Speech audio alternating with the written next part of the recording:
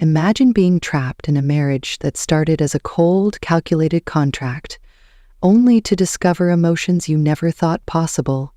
In today's story, we dive into the life of a shy millionaire and the woman who changed his world forever. Betrayal, redemption, and a love worth fighting for. This is a journey you don't want to miss. If you love stories filled with drama, romance, and second chances, make sure to hit that subscribe button and turn on the notification bell so you never miss an update. Let's get started. The city skyline glowed in the fading light of sunset, a breathtaking view from the top floor of Marshall Innovations headquarters. Inside, Damien Marshall stood motionless by the floor-to-ceiling windows, his reflection staring back at him. At just 33, he had built one of the most successful software companies in the world, yet his life felt hollow, defined by algorithms and deadlines rather than human connection. The weight of his late father's will pressed heavily on his shoulders. The terms were clear: marry within 6 months or lose control of the company he had poured his life into. Damien's jaw tightened as he reread the document for the 100th time. Marriage wasn't just a challenge for him, it was a near impossibility. His crippling social anxiety had kept him isolated for years, and the thought of opening his life to someone else felt like stepping into a void. But time was running out. The soft hum of the city below was the only sound in Damien's expansive office. The room, filled with sleek furniture and cutting-edge technology, felt as cold and impersonal as his life. He sat at his desk, staring at the legal documents spread before him. His father's signature at the bottom of the will seemed to mock him, a final challenge from a man who had always pushed him to be stronger, braver, better. Damien ran a hand through his dark hair, his smartwatch vibrating softly against his wrist, a reminder of yet another missed meal. He ignored it, his mind racing. Marriage. The word itself felt foreign, like a concept from a life he'd never lived. How could he possibly find someone to marry in 6 months? And even if he did, how could he trust them? His wealth and status had always been a barrier, attracting people who wanted his money, not him. A knock at the door broke his thoughts. Wesley Green, his family's longtime attorney, stepped in, carrying a folder. Wesley was in his late 50s with a calm demeanor that had always been a source of stability for Damien. "I've been thinking about your situation," Wesley began, placing the folder on the desk. "There's a way to meet the terms of the will without complicating your life too much." Damien raised an eyebrow, skeptical. "I'm listening." Wesley opened the folder, revealing a neatly typed proposal. A marriage contract, a legal arrangement, no emotions, no expectations, just a partnership to fulfill the terms of the will. After a year, you can part ways and your company remains yours. Damien leaned back in his chair, his fingers tapping anxiously against the desk. And who exactly would agree to something like this? "I have someone in mind," Wesley said, his tone measured. "Her name is Eve Langford. She's a medical researcher, brilliant and hardworking. She's in a difficult financial situation, and this arrangement could benefit both of you." Damien hesitated, his mind racing. A contract marriage? It felt cold, calculated, but as the clock ticked down, he realized he might not have another choice. Across town, in a small, cluttered apartment, Eve Langford sat hunched over her laptop, her fingers flying across the keyboard. The faint hum of the refrigerator and the occasional cough from the next room were the only sounds breaking the silence. She glanced at the clock, 2:47 a.m., another sleepless night. But she couldn't stop now. The grant proposal she was working on might be her last chance to secure funding for her research, and she needed every penny she could get. Eve's life had always been a balancing act. By day, she worked as a medical researcher at a small lab, studying experimental treatments for rare diseases. By night, she was a caregiver, tending to her younger sister Cora, who had been battling a debilitating illness for years. Cora's condition had worsened recently, and the experimental treatment she needed was far beyond what Eve could afford. The mounting medical bills were suffocating, and no matter how hard Eve worked, it never seemed to be enough. A soft voice called from the next room. Eve. Eve immediately closed her laptop and rushed to Cora's bedside. Her sister, pale and frail, managed a weak smile. You're still working, aren't you? Eve brushed a strand of hair from Cora's face. Just finishing up. Don't worry about me. You need to sleep, Cora whispered, her voice barely audible. You can't take care of me if you're running on fumes. Eve forced a smile, though her chest tightened with guilt. I'll sleep soon. Promise. The next morning, as Eve sipped her third cup of coffee, her phone buzzed. The number was unfamiliar, but she answered anyway. Hello? Miss Langford, this is Wesley Green. I'm an attorney representing a client who has a unique proposition for you. Eve frowned, unsure of what to make of the formal tone. I'm sorry, I think you have the wrong person. I assure you I don't, Wesley replied. This opportunity could solve your financial troubles and provide the resources your sister needs for her treatment. Would you be willing to meet and discuss the details? Eve hesitated, her mind racing. She had no idea what this was about, but the mention of Cora's treatment made her pause. All right, she said finally. I'll hear you out. As she hung up, Eve couldn't shake the feeling that her life was about to change in ways she couldn't imagine. Eve adjusted the strap of her bag nervously as she stepped into the sleek, modern conference room at Marshall Innovations.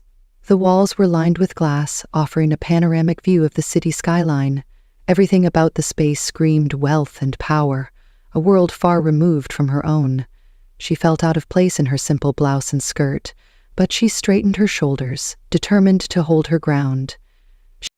At the far end of the room, a man stood with his back to her, staring out the window. His posture was stiff, his hands clasped tightly behind him. Wesley Green, the attorney who had called her, stood nearby, offering her a polite smile as she entered. Ms. Langford, thank you for coming, Wesley said, gesturing for her to take a seat. This is Damien Marshall.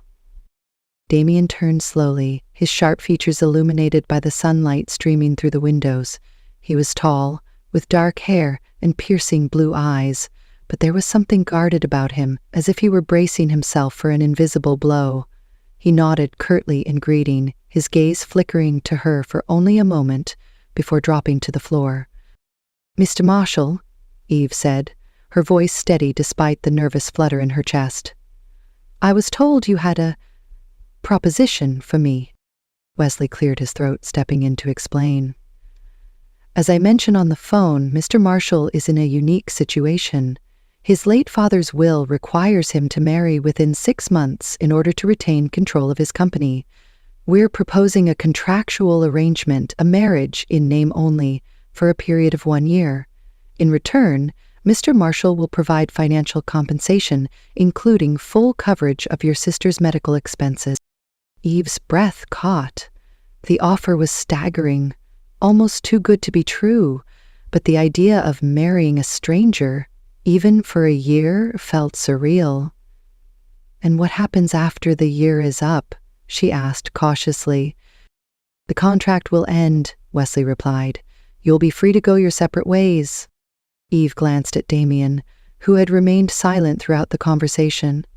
His hands were clenched at his sides, and he seemed to be avoiding her gaze entirely. She couldn't tell if he was indifferent or just uncomfortable. I understand this is a lot to take in, Wesley continued, but this arrangement could benefit both of you. Eve hesitated, her mind racing. She thought of Cora, of the mounting bills, of the sleepless nights spent worrying about the future. This wasn't the life she had imagined for herself, but maybe, just maybe, it was the lifeline she needed. I'll do it, she said finally, her voice firm. I'll sign the contract. Damien's head snapped up, his eyes meeting hers for the first time. For a brief moment she thought she saw something flicker in his expression, relief, perhaps, or maybe curiosity. But just as quickly, it was gone. Then it's settled, Wesley said, sliding the papers across the table. Welcome to the arrangement. Eve stood in the doorway of Damien's penthouse, her suitcase in hand, feeling as though she had stepped into another world. The space was massive, with floor-to-ceiling windows that offered a breathtaking view of the city. The furniture was sleek and modern, all sharp edges and muted tones, but it felt cold, like no one truly lived there. It was a reflection of Damien himself, she thought, impressive but distant. Damien appeared from the hallway, his hands shoved into the pockets of his tailored slacks. He looked as uncomfortable as she felt, his gaze darting around the room as if he couldn't decide where to look. "Your room is down the hall," he said, his voice clipped. "Wesley had it prepared for you." "Thank you," Eve replied, her tone polite but guarded. She wheeled her suitcase past him, her footsteps echoing in the cavernous space. She could feel his eyes on her back, but when she glanced over her shoulder, he had already turned away. The first few days were awkward, to say the least. Damien kept to himself, spending most of his time in his home office, where the glow of multiple monitors illuminated his face late into the night. Eve, meanwhile, tried to settle into her new surroundings, though the penthouse felt more like a museum than a home.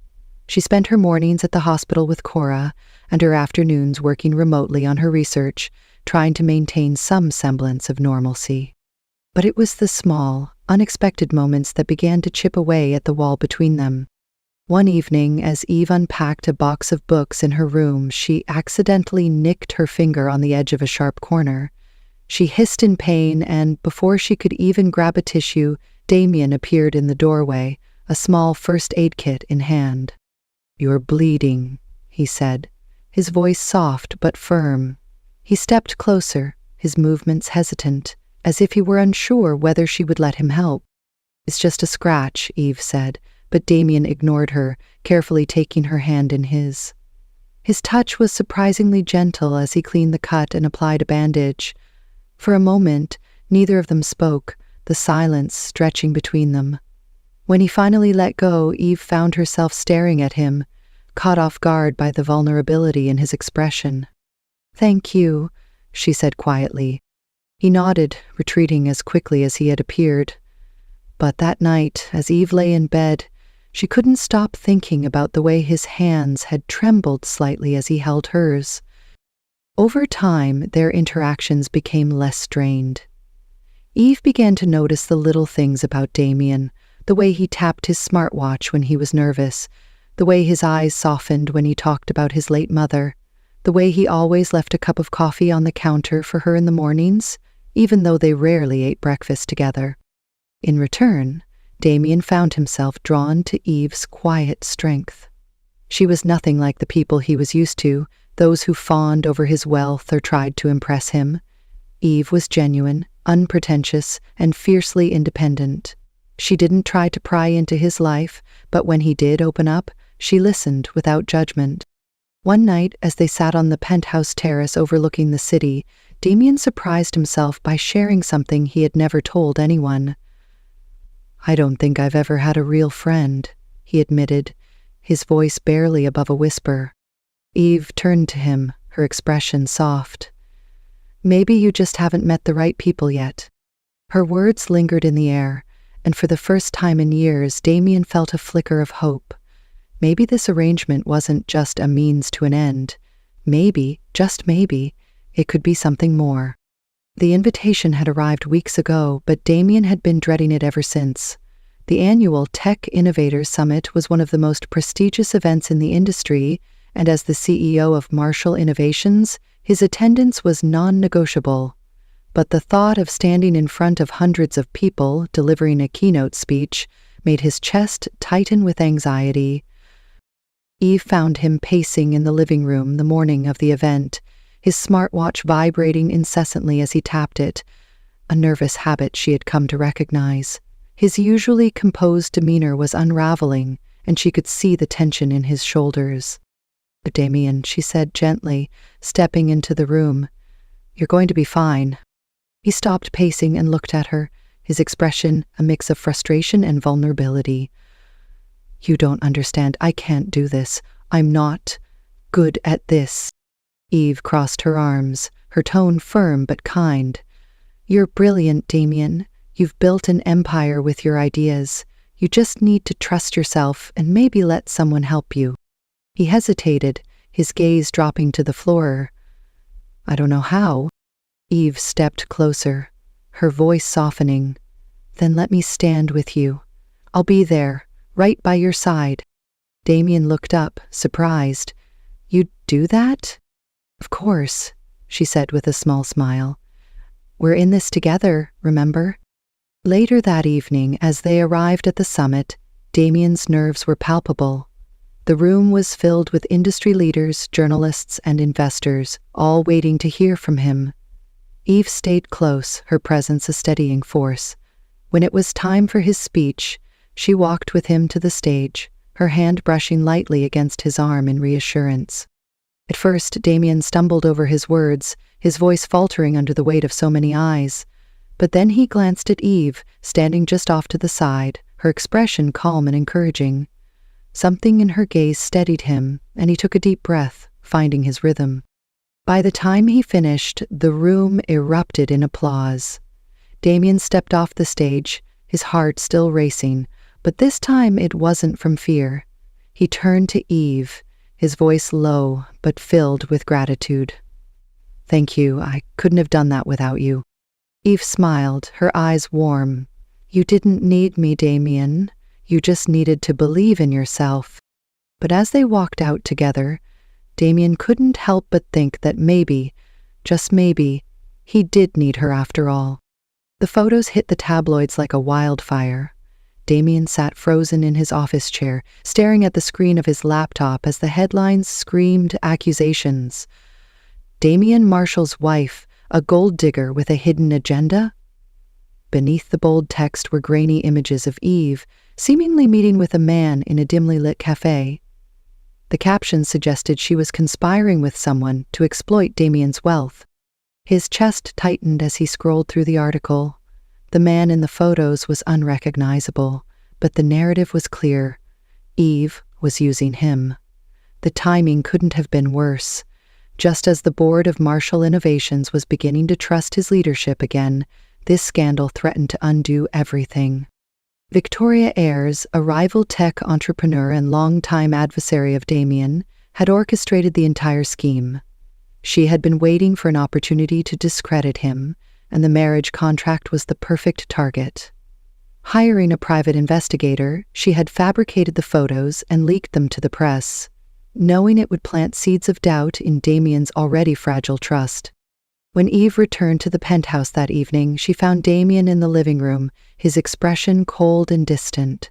The warmth she had grown used to seeing in his eyes was gone. "Damien?" she asked, setting her bag down. "What's wrong?" He turned the laptop toward her, the article glaring back at her like an accusation. "Care to explain this?" Eve's brow furrowed as she scanned the screen. Her face paled as she realized what it implied. "This isn't what it looks like," she said quickly. "I don't even know who that man is." Damien's jaw tightened. "Then why are there photos of you with him? Why would someone go to this much trouble if there wasn't some truth to it?" Eve's heart sank. "You think I'm capable of this, after everything we've been through?" "I don't know what to think," Damien admitted, his voice low but sharp. "I've been burned before, Eve. I can't afford to be wrong about this." Tears welled in Eve's eyes, but she refused to let them fall. "I thought you trusted me," she said, her voice trembling. "But clearly I was wrong." Without another word, she turned and walked out of the penthouse, leaving Damien alone with his doubts. As the door closed behind her, Damien felt a pang of regret, but his fear and insecurities kept him rooted in place. Eve spent the night at the hospital with Cora, focusing on her sister's recovery and trying to push the pain of Damien's accusations out of her mind. But deep down, she couldn't shake the feeling that something precious had been broken. The penthouse felt emptier than ever. Damien sat in the darkened living room, the glow of his laptop casting shadows across his face. He had read the article a dozen times, dissecting every word, every photo, but something about it didn't sit right. His mind replayed the look on Eve's face when she saw the accusations. Hurt, disbelief, and something else. Betrayal. Wesley Green's voice broke through his thoughts as the attorney's call came through. "Damien, I've been digging into the source of those photos," Wesley said, his tone urgent. "They're fake. The man in the pictures? He's an actor. And the person behind this? Victoria Ayers." Damien's stomach dropped. "Victoria?" he repeated, his voice barely above a whisper. "She's been trying to discredit you for years," Wesley continued.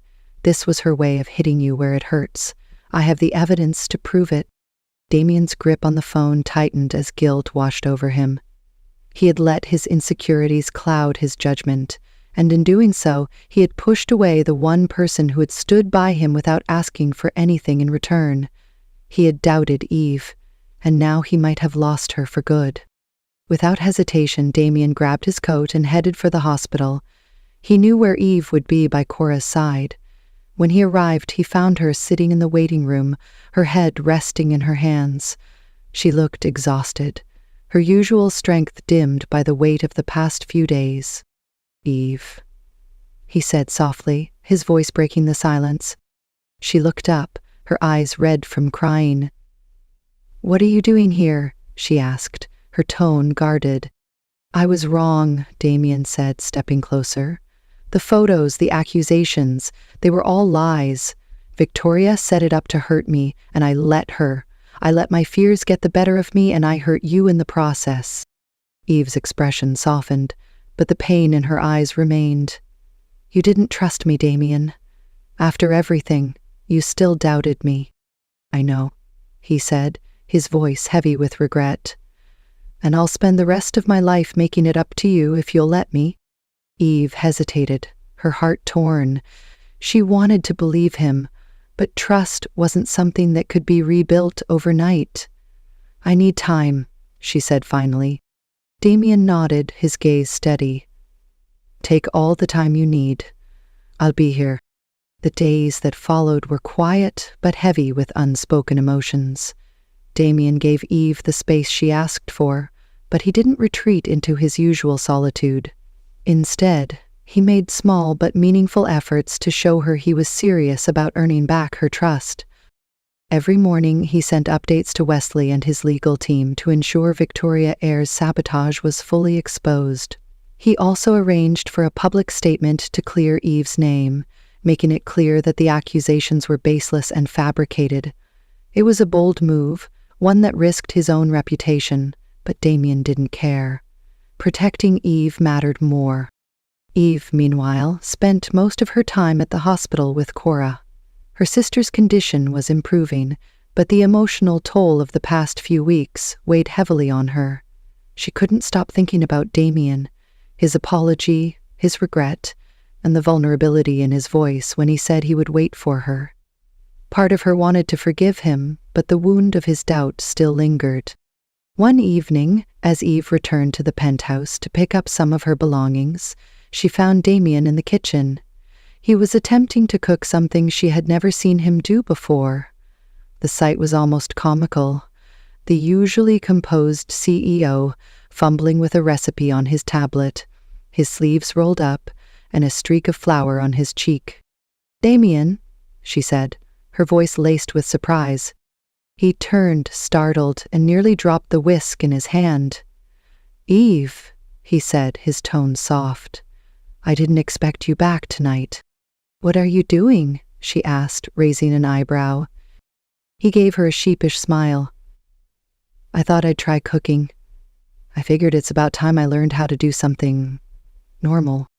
Eve couldn't help but laugh, the sound breaking through the tension between them. "You're a mess," she said, stepping closer. "Maybe," Damien admitted, his smile fading slightly. "But I'm trying. For you." Her laughter faded as she looked at him, really looked at him. There was no arrogance, no defensiveness, just a man who was willing to admit his mistakes and do whatever it took to make things right. "Julian," she said softly, her voice trembling. "I don't know if I can forget what happened, but I can see you're trying, and that means something." His eyes lit up with hope. "I'll keep trying, Eve, for as long as it takes." For the first time in weeks, Eve felt a flicker of warmth in her chest. Maybe, just maybe, they could find their way back to each other. The following weeks were a slow but steady journey toward healing. Damien didn't push Eve for forgiveness. Instead, he focused on showing her through his actions that he was committed to rebuilding their relationship. He made time to visit Cora at the hospital, bringing books and small gifts to brighten her days. He even began working with a charity that supported families dealing with long-term illnesses, inspired by Eve's dedication to her sister. Eve noticed the changes in him. Damien, who had once been so guarded and distant, was now more open and vulnerable. He wasn't just trying to win her back.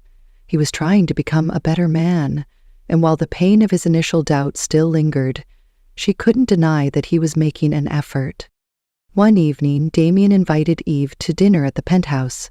She hesitated at first, unsure if she was ready to take that step, but something in his voice convinced her to say yes. When she arrived, she was surprised to find the dining room transformed. The table was set with candles and fresh flowers, and the faint sound of soft jazz played in the background. "You did all this?" she asked, raising an eyebrow. Damien smiled nervously. "I had a little help from Zara," he admitted, referring to her best friend. "But I wanted to do something special for you." Eve couldn't help but smile. "It's beautiful."